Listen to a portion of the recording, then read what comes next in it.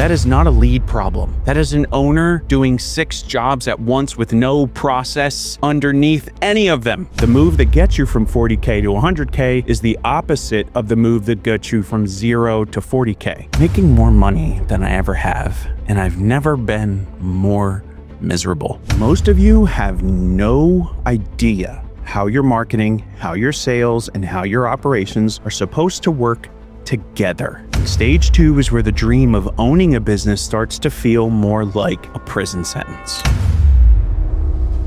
The Talk and Pain podcast is brought to you by Detailing Growth. That's detailinggrowth.com. Detailing Growth is the industry's only US-based full-stack agency that provides you with full custom web design, ongoing SEO, local SEO via Google Business Profile, ad management for Google and Meta, and an entire business suite of automations with our Grit Suite CRM. Detailing Growth also helps businesses with consulting and business coaching and systems implementation. Head over to detailinggrowth.com and sign up for a free strategy session. There's a problem in the auto detailing, ceramic coating, PPF, and window tint industry, and it touches shops at 30K a month the same way it touches shops at 80K a month. The problem is that most of you have no idea how your marketing, how your sales, and how your operations are supposed to work together. There are 3 machines that run inside your business, and you'll likely be surprised to find out that they aren't connected. It probably has your business feeling a little like chaos, and I want to break down why. And I want to break that down so that you can start seeing your business, your marketing, and your operations for what they are and what they should be, because there are multiple stages of how a shop grows, how it gets stuck, and how you stop being stuck.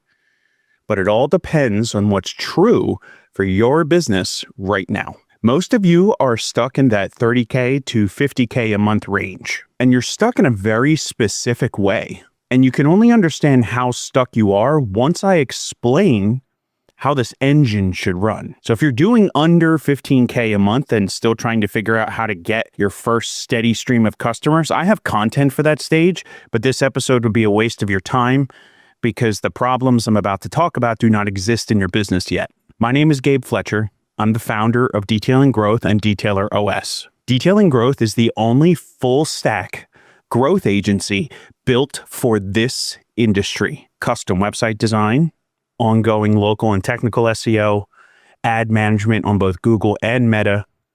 We have a business CRM and a back-end marketing team that runs alongside your shop every single day, every single month. We're not another agency offering bare minimum agency marketing services. We built this from the ground up, from inside a shop, based on my shop, because I couldn't find anyone who understood what the industry needed. I built a detailing business from nothing, grew it to 1.5 million a year. I also figuratively burned it down over and over again and brought it back up. And I ended up exiting that business for close to 7 figures itself. Detailer OS is where I work one-on-one with business owners to put together a business that makes sense, connect the missing pieces, and help you build the understanding and the structure to handle everything that comes with growth. Now, we work with shops across the country, and I have a data set of 1,400 shop owners that tells me exactly where and why people get stuck. And I'm going to reference that data today because what it shows is wild. But before any of that matters, you need to understand where you are, because the advice that you need at 40K a month is different from the advice you need at 15K a month. The move that gets you from 40K to 100K is the opposite of the move that gets you from 0 to 40K. Everything I'm about to tell you came from the hardest lessons I learned building my own shop and from what I've seen dozens of shops we work with. Stay with me. Now, quick common sense FTC warning, just because you watch one of our videos does not mean that you will make a shitload of money. This is for educational purposes only, and it is in no way a claim that you will have the same outcome. It requires a shitload of work, and watching one of our videos or podcasts does not mean that you will be a bajillionaire detail shop owner. In our data, we have 147 shop owners in that 30 to 50K a month bracket.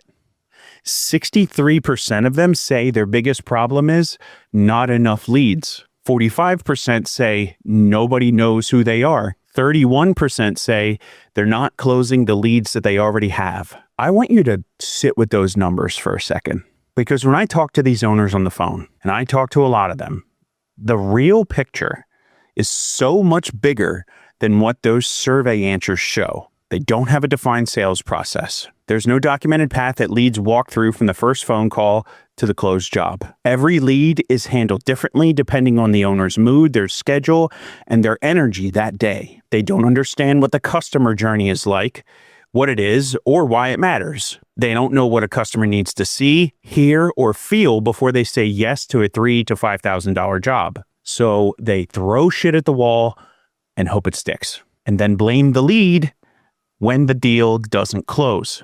They have no source tracking. They cannot tell you which lead comes from Google, which lead comes from Meta, which lead came from referral, and which one's closed. They are spending money on marketing and have no idea what is working. They have no follow-up system. A lead comes in, they call once, maybe twice. If the person doesn't pick up or book, the lead is gone, dead. They never hear from you again. The customer who got a coating 2 years ago and is now ready for PPF has no reason to come back to you because you've not talked to them since the day that they picked up their car. They don't have a shop foreman or anybody with the authority to run the floor so the owner can step away for a day. They don't have anything in place to protect their time or their ad spend. They're afraid to hire because the last hire didn't work out.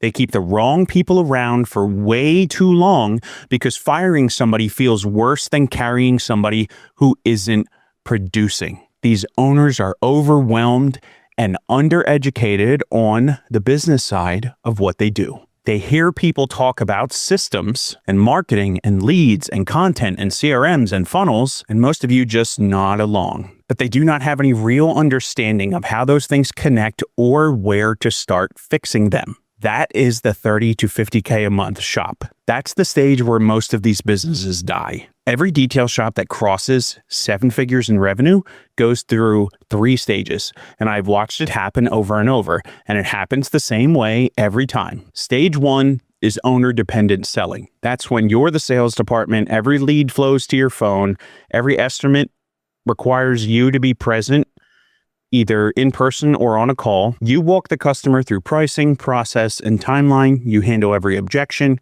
You close the deal. You send the follow-up. And the close rate is a direct reflection of your personal ability to have uncomfortable conversations about money. This stage works, and that's the entire problem. It works because you're good at selling. You know the product.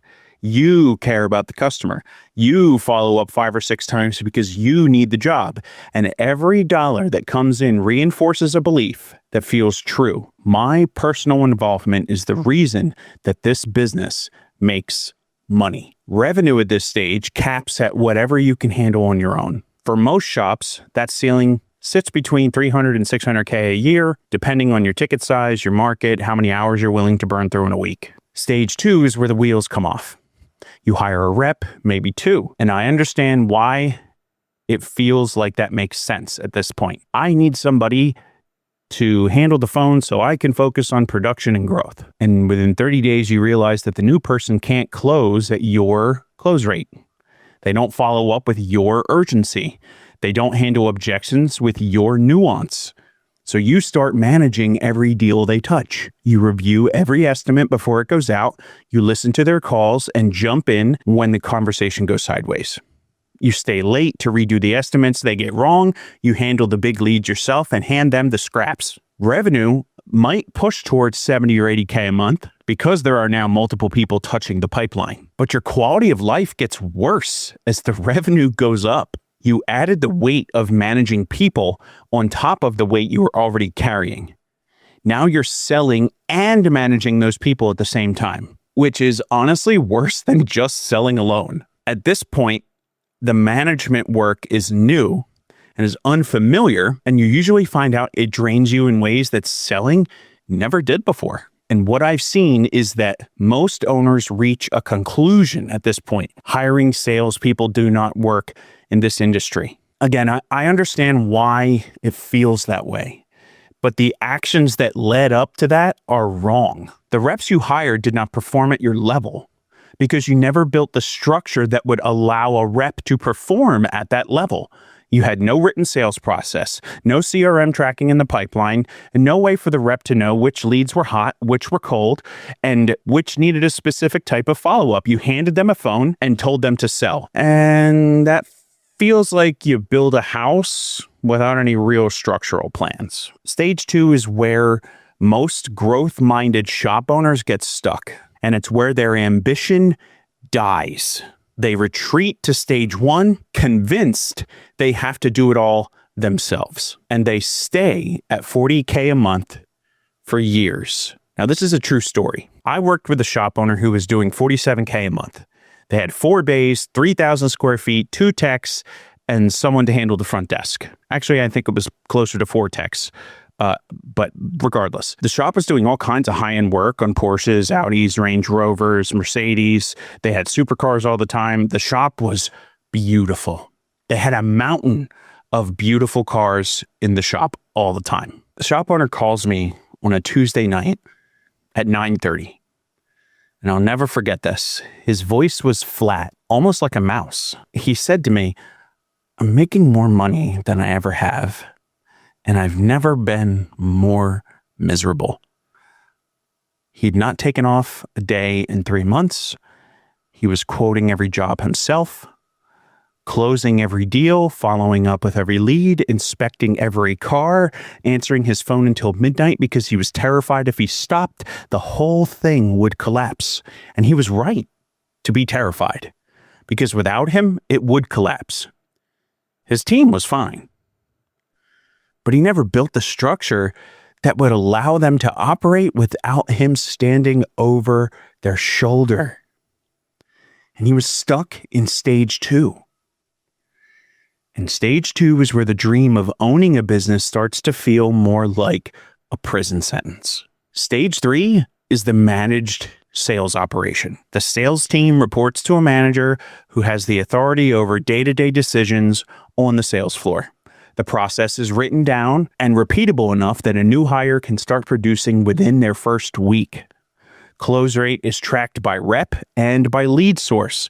The pipeline has stage-based visibility so the managers can see where the deals are stalling. The owner's involvement at stage 3 is limited to reviewing weekly performance data, making decisions about pricing, service mix, staffing, pipeline allocation. The owner is no longer the person who closes deals. The owner is the person who decides where the business is going and puts the resources in place to get there. Stage 3 is the threshold that opens the door to 7 figures. The business produces revenue independent of any single person, including the owner. A rep leaves the business and the business absorbs it. A new rep starts and begins producing within days because the process, the tools, the pipeline are already there. People get stuck between stage 2 and stage 3, and the reason is not a knowledge gap. Every stage 2 owner can describe what they need to build. They can explain the logic of delegation. They understand they need a manager, written processes, and a CRM.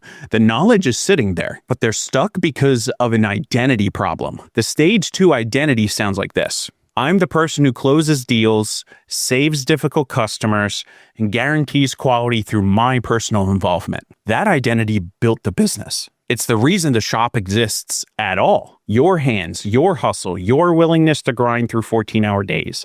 That is what's got you here. The stage 3 identity sounds different. I am the person who builds and manages the operation that produces revenue and quality without me being in the room. Those are different behaviors, different priorities, and a different relationship with the business. Building stage 3 requires you to release the identity that made stage 2 work. Every hour you spend on the sales floor is an hour you're not spending building the structure that would make the sales floor run without you. Your greatest strength then becomes your greatest constraint. I get on calls with these owners every week, and the conversation goes the same way almost every single time. They tell me they need more leads. I ask them what their close rate is. They don't know. Not a rough number, not a guess. They never have it tracked. I ask them what happens when a lead doesn't book on the first call. They say, I try to follow up when I can. That means they follow up once, maybe leave a voicemail, and then that lead disappears from their life forever. I ask them how many estimates they sent out last month that never got a response. I have to ask, hey, you there? That's how quiet the call gets. I usually have to ask if they're still on the phone. I ask them where their leads are coming from. Google, Meta, referral. They can't tell me. They're spending $3,000 to $5,000 a month on ads and an agency, and they have no tracking in place to know what that money is producing. I ask them, what happens after a customer picks up their car? Is there a follow-up email? Is there a check-in at 90 days? Is there a text when it's time to come in for their annual coding maintenance? Nothing. The relationship ends at the cash register. I ask them about their team. Who answers the phone when you're in the bay? Who follows up on the quote you sent yesterday? Who owns the schedule? And the answer is almost always the same. Me. I do all of that. Do you understand what I'm saying here? Are you hearing me? That is not a lead problem. That is an owner doing 6 jobs at once with no process underneath any of them. And the reason it stays that way is the piece I just talked about. They believe their involvement is what holds the quality together, so they keep holding it. And the business stays exactly where it is.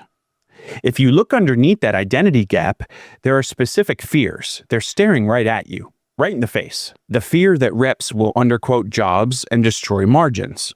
The fear that the customer experience will suffer without your personal touch. The fear that building management layers will make your shop feel too corporate for an industry that values being small and scrappy. The fear that if you step back, things fall apart. Each one of those fears is based on something real that you've seen or has happened. Reps do underquote when processes are absent. The customer experience does suffer when nobody owns it. Bureaucracy can slow a small business down. The only way to get past each fear is to build the system that prevents the feared outcome. That's right, you need to wade in it to fix it. Reps will not underquote if you give them a pricing structure they can follow without guessing. Customer experience will not suffer if you assign somebody to own it with defined standards. Management will not slow you down if you build it lean. Building all of that requires an identity change, and most of you are avoiding it, and that is the trap. You know what to do. You hear me pound it into your head in every post, every email, every call, and every podcast. But it's the doing part that requires becoming someone different. And the person you have been, the closer, the grinder, the one who never drops the ball, that person never wants to let go, has to die. Most shop owners at this stage know they need to build something bigger than themselves. The question that stops them cold is, what does this look like in real life? What do I build first? How does it work day to day?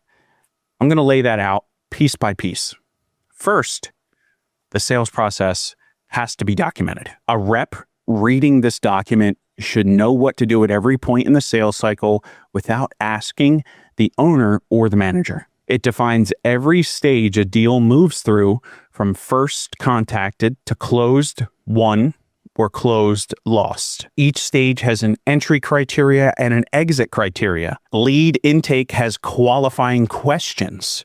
The estimate stage has a defined format, a pricing structure, and a timeline for when the estimate goes out. Follow-up has a defined cadence, not left to the rep's judgment. The process also defines what disqualifies a lead. Now, most shop owners skip this part. They're conditioned to chase every opportunity, and you'll hear me tell you to chase every opportunity as well, too.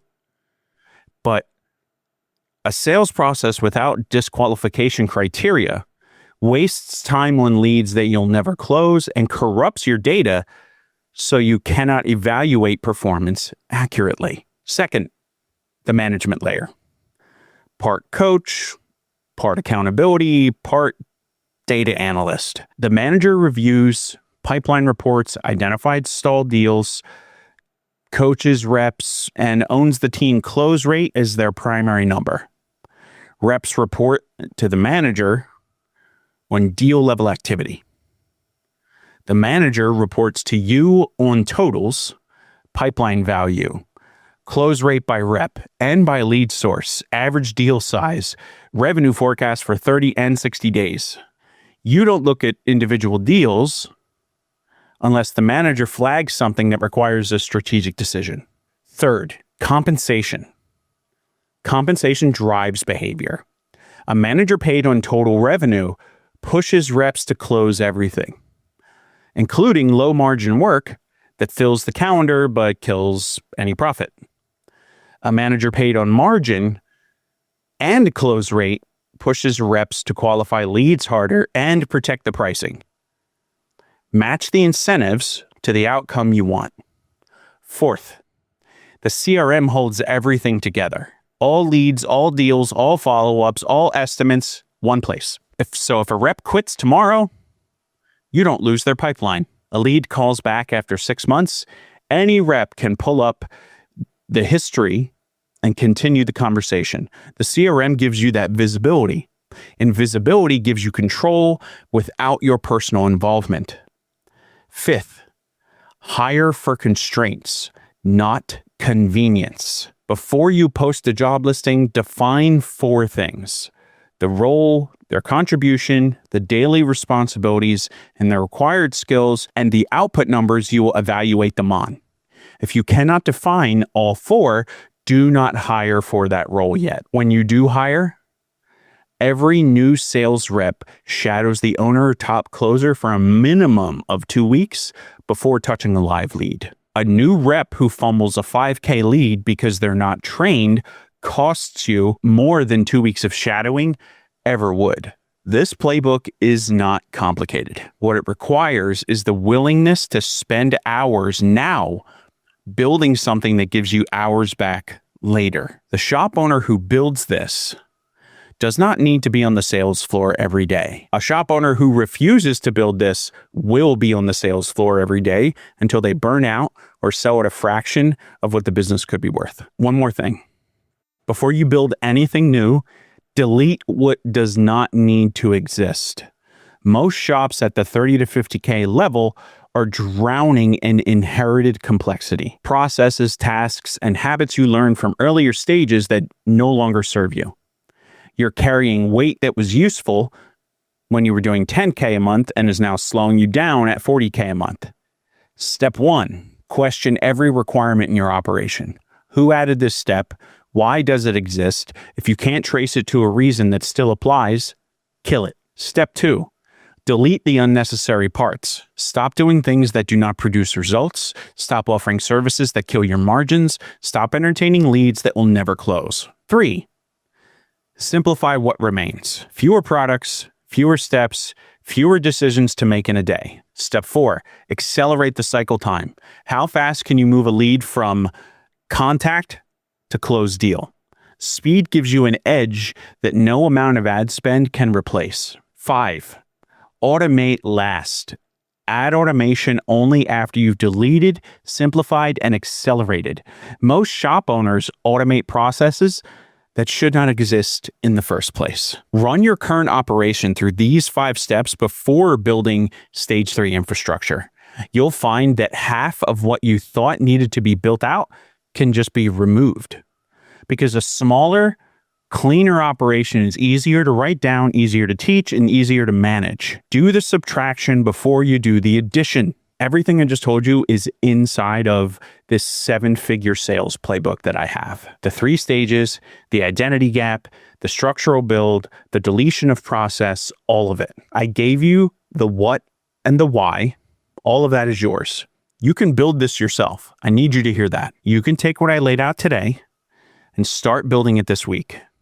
But here's what I know from working with dozens of shops at this exact stage. You are doing 30, 40, 50K a month. Quoting jobs, closing deals, managing texts, answering the phone, posting on Instagram at midnight, and somewhere and the margins of all that, you're supposed to also build a written sales process, a management layer, a CRM, a compensation model, and a hiring structure.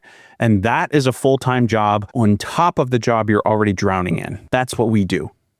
Detailing Growth builds the marketing engine, website, SEO, ads, CRM, strategic advisement. It fills the pipeline with qualified leads on a predictable basis. Detailer OS builds the operational side, sales process, training program, management layer, the hiring structure, the compensation model. It converts those leads into revenue without the owner being the only one doing the selling. Everything from this episode and more is free in this playbook. You can grab it down in the link in our show notes and YouTube video description, the 7-Figure Shop Sales Team Playbook, the full field manual, not a teaser, not a PDF with 3 pages of fluff and a link to book a call, the actual structural playbook for building a sales operation that can run without you. It covers all 3 stages, the identity gap, anchoring fears, the sales process, the management layer, the CRM setup, compensation structure, the reporting cadence, and the hiring process. Download it now. The link is in the description. Read it this week, mark it up, share it with your business partner or your spouse so they understand why things are about to change and how you run the shop. When you're ready to have someone build it with you instead of figuring it out alone, book a call with our team at Detailing Growth, because the business outgrows the owner's self-concept long before it outgrows their technical skill. And that is your core problem at this stage. The owner who feels that gap going back and forth between selling and managing, between control and delegation, between who they were and who the business needs them to become. You're already working 50 to 60 hours a week. The playbook shows you how to make the move. Go fucking get it. At Detailing Growth, we don't just build websites.